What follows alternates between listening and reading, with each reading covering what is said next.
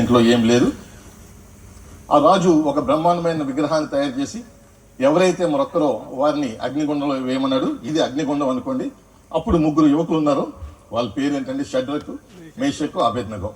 వాళ్ళు ఏమన్నారంటే, రాజా, మా దేవుడు రక్షిస్తానికి సమర్థుడు, ఒకవేళ రక్షించకపోయినా నో ప్రాబ్లం, మేము మాత్రం ఆ విగ్రహానికి మొరక్కము అన్నారు.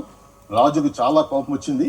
ఈ అగ్నిగుండాన్ని 7 రెట్లు అధికం చేశాడు. అప్పటి వరకు మన భాషలో చెప్పుకోవాలంటే ఒక డబ్బా కిరసనాలు పోస్తే ఇప్పుడు 7 డబ్బాలు కిరసనాలు పోసి దాంట్లో ఫస్ట్ షడ్రక్ని వేశాడు. ఈ కలర్ అండి ఇది రెడ్. ఓకే, షడ్రక్ని దాంట్లో వేశాడు. తర్వాత మేషక్ని వేశాడు.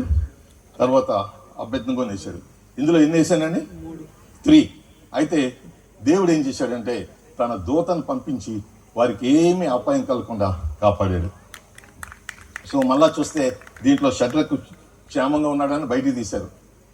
ఆ రాజుకు డౌట్ వచ్చింది, వాళ్ళ తల వెంట్రుకలు కాలియేమో, బట్టలు ఏమన్నా కాలియేమో.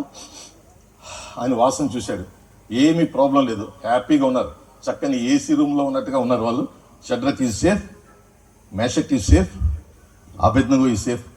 ఆనాడు ప్రమాదం నుంచి వారిని కాపాడిన దేవుడు నేటికి సజీవుడు. ఆయన మనల్ని కాపాడుతూ ఉంటారు. సో షడ్రక్ అట్లాంటి బైబిల్ స్టోరీస్ని కూడా మనం ఎక్స్ప్లెయిన్ చేయొచ్చు.